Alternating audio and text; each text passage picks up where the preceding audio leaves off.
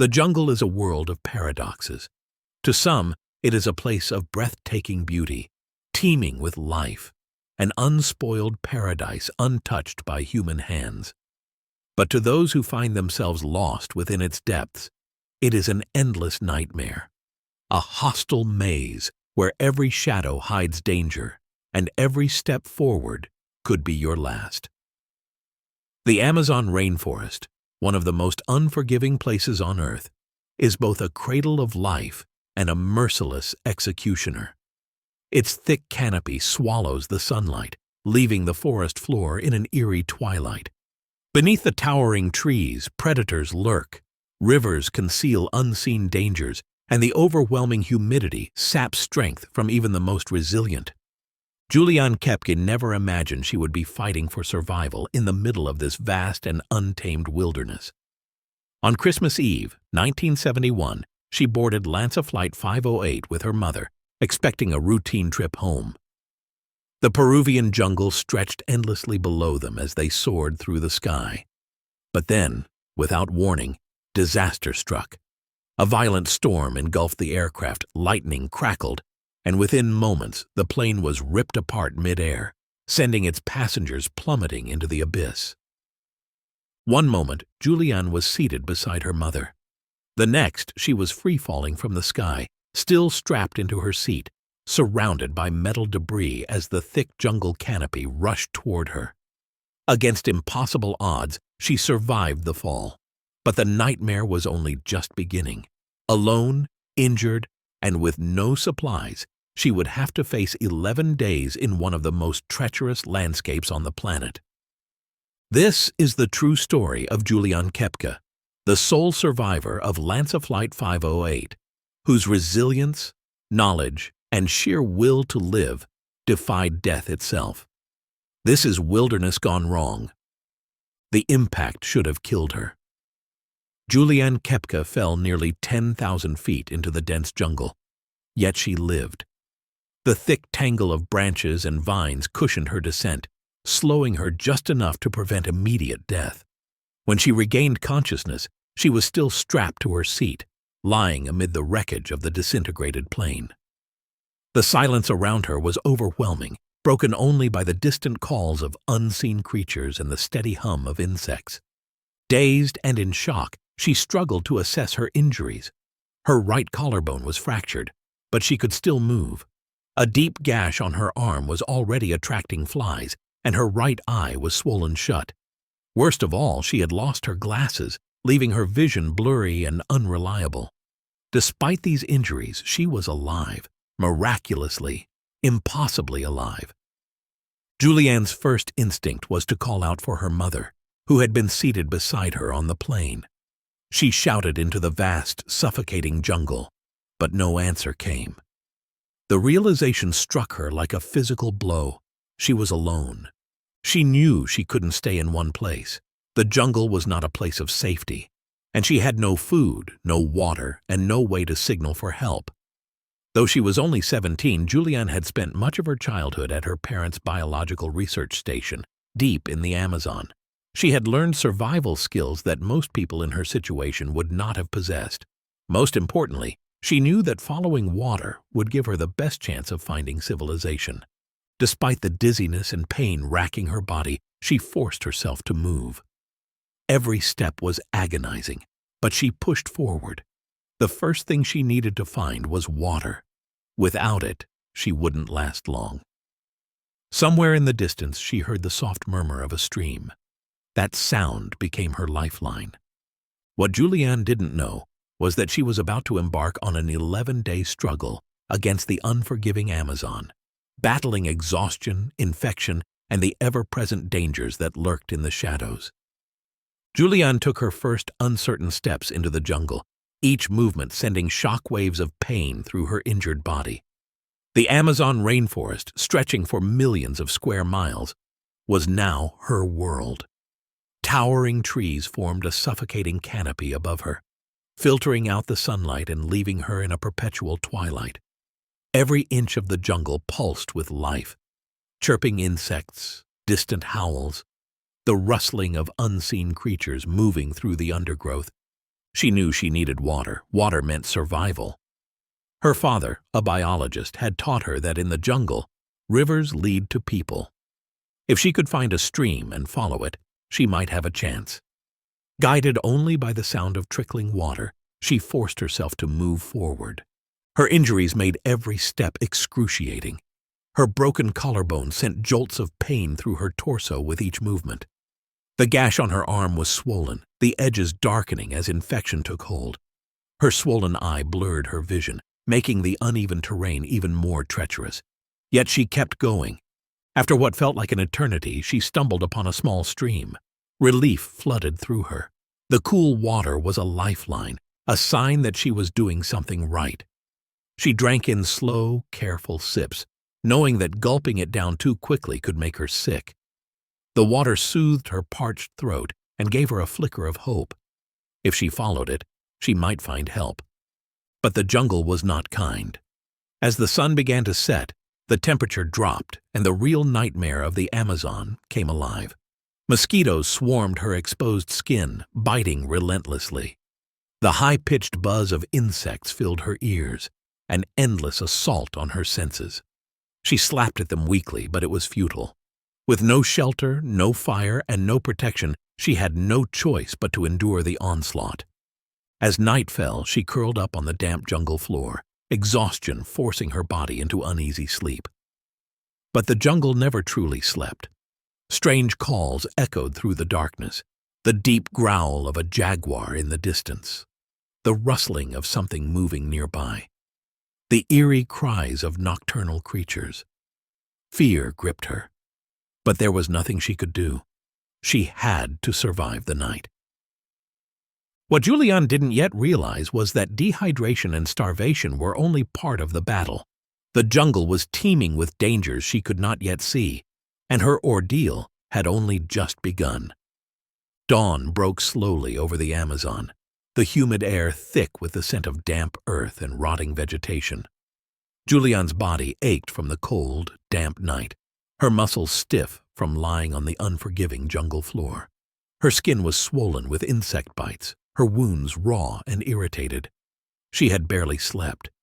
The sounds of the rainforest had been relentless, the piercing calls of nocturnal creatures, the rustling of unseen animals in the underbrush, the deafening hum of insects swarming her exposed skin. But she was still alive.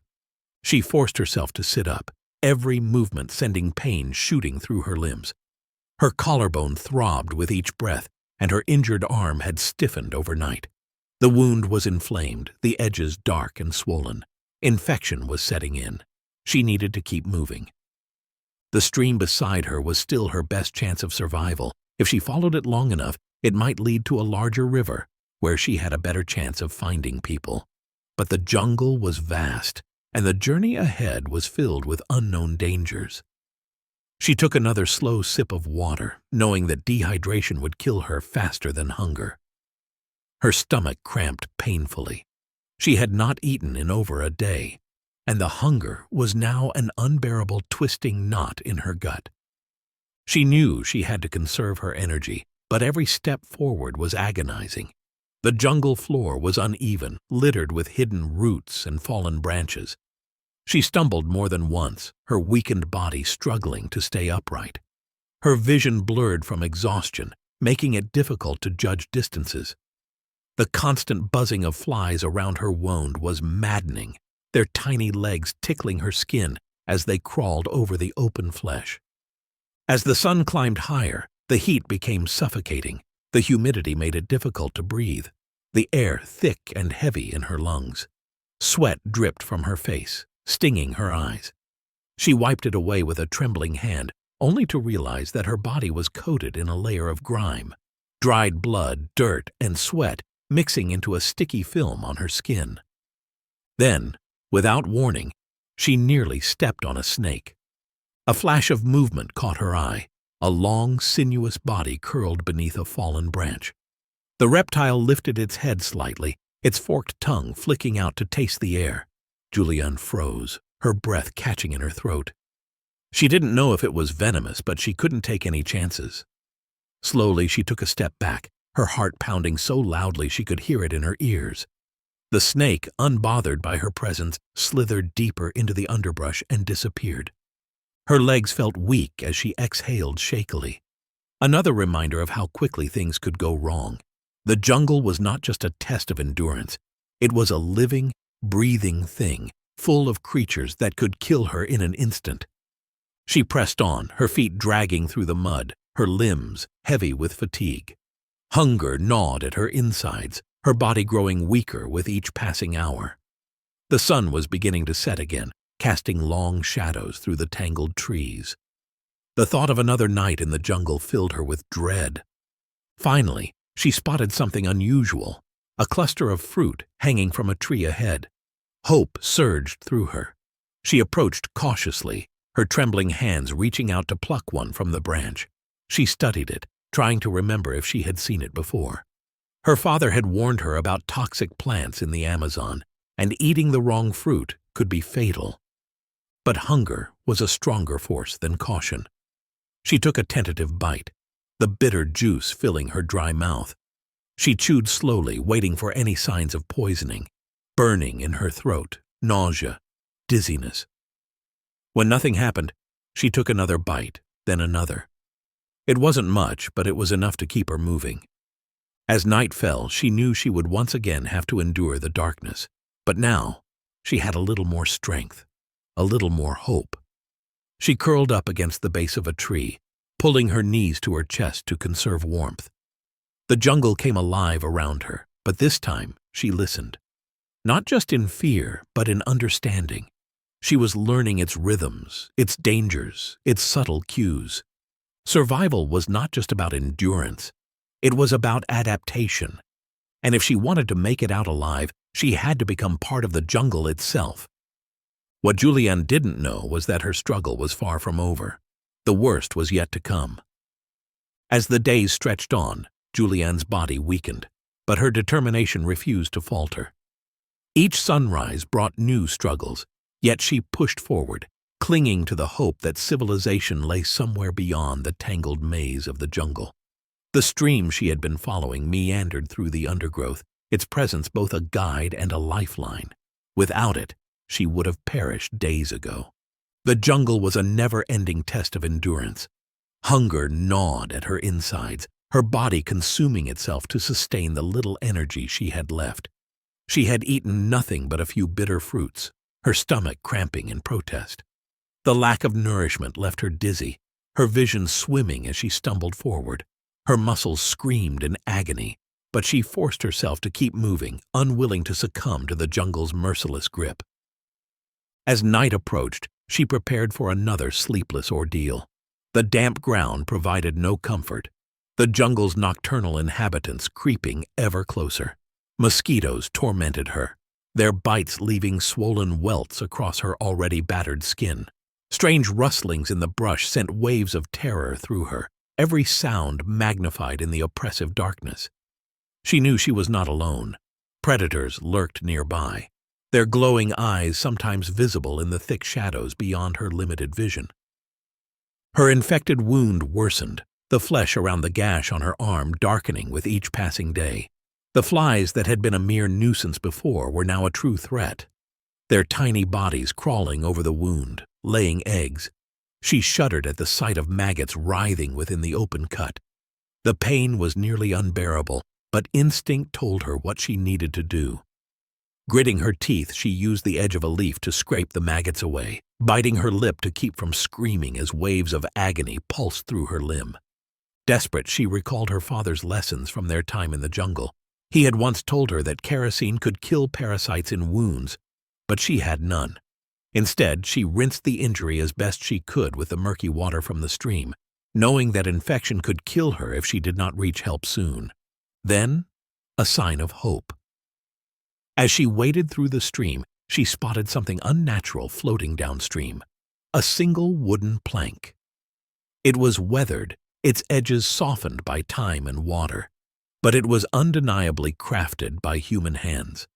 Her heart pounded. It meant she was close to something, maybe a village, maybe a logging camp. She was not as alone as she had feared. Gathering the last of her strength, she pressed on, now more determined than ever. The jungle had taken its toll, but she had survived this long. She would not let it claim her now. What Juliane did not yet know was that her journey was nearing its final stage. But survival was not yet guaranteed. The Amazon had more trials in store for her before she would finally see salvation. The discovery of the wooden plank had ignited a small but powerful spark of hope within Juliane. It was proof, irrefutable evidence, that human life existed somewhere nearby. But just how close that civilization was, she had no way of knowing. Was it a few miles upstream, a day's journey, or farther still? With no choice but to press on, she used the last reserves of her strength and determination to continue forward. Her wounds ached with every movement, her body weakened by the constant struggle. She had long since stopped noticing the hunger that gnawed at her belly. It had become a dull, ever-present ache. What worried her more now was her fever. The infection from her wounds was worsening, and she could feel heat radiating from her body, her vision sometimes blurring as waves of dizziness overtook her. As she followed the stream, her legs trembling under her own weight, she suddenly spotted something ahead, a small makeshift dock protruding from the water's edge. Her breath caught in her throat. It was old and weathered, but it was unmistakably man-made. Summoning the last ounces of her energy, she stumbled forward, her limbs barely cooperating. Beyond the dock, she saw the faint outline of a hut nestled among the trees. Relief surged through her, but it was tempered by caution. She had no idea who or what she might find there. Summoning her courage, she approached the hut, her voice hoarse as she called out. There was no immediate response. The silence was deafening, stretching on for what felt like an eternity. Then, from the shadows of the trees, figures emerged. Local fishermen, their eyes wide with shock, as they took in the sight of the girl who had seemingly materialized from the jungle, disheveled, wounded, and barely standing. At first, they could hardly believe what they were seeing. She tried to explain, her words tumbling from her lips in weak, fragmented Spanish. "Plane crash. I fell. 11 days. The men exchanged glances before rushing to her side, offering her water, food, and, most importantly, help. For the first time in what felt like an eternity, Juliane let herself collapse, finally surrendering to the exhaustion that had been clawing at her since the moment she awoke in the jungle. The nightmare was over. Against all odds, she had survived. Juliane's story was not just one of survival. It was a testament to the resilience of the human spirit, the will to push forward even when the body begs to give up, to cling to hope even when everything seems lost. As she was taken to safety, her ordeal at last coming to an end, one thought echoed in her mind. She had defied death itself. The jungle had tried to claim her, but she had fought back, and she had won. Juliane's rescue was nothing short of miraculous, but survival does not end the moment you are found. As she was taken to a hospital in Koepcke, the full weight of her ordeal settled in. Her body was battered, her wounds badly infected, and the exhaustion in her bones ran deeper than she ever imagined. Yet the hardest part was still to come. The realization that she was the sole survivor of the crash. Doctors worked to heal her physically, but emotionally, there was no easy fix. The world called her a miracle, the girl who defied death itself. But there was little comfort in surviving when so many had not. The grief of losing her mother, the loneliness of those 11 days, it all lingered beneath the surface. Despite the trauma, Juliane refused to let her survival be defined by tragedy alone. Following in the footsteps of her parents, she pursued a career in biology, dedicating her life to understanding the very jungle that nearly claimed her. Years later, she returned to the crash site, retracing her steps, coming to terms with the past, and making peace with the rainforest that had tested her like no other. Her story is a lesson in humility and respect for nature. She endured not because she was the strongest or the fastest, but because she listened to the jungle, used the knowledge she had, and never let panic take over. The Amazon is a place of raw, untamed power. It is neither good nor evil. It simply is. It does not grant second chances, nor does it care for human strength. It rewards only those who understand its rules. If you ever find yourself lost in the wild, remember this: find water, stay visible, and signal for help. Knowledge will save you long before brute force ever will. Survival is never guaranteed, but preparedness can tilt the odds in your favor. The wilderness owes you nothing. It will not bend to your will. But if you respect it, if you learn its ways, you just might make it out alive. If you've made it this far, please consider subscribing for more wilderness survival stories.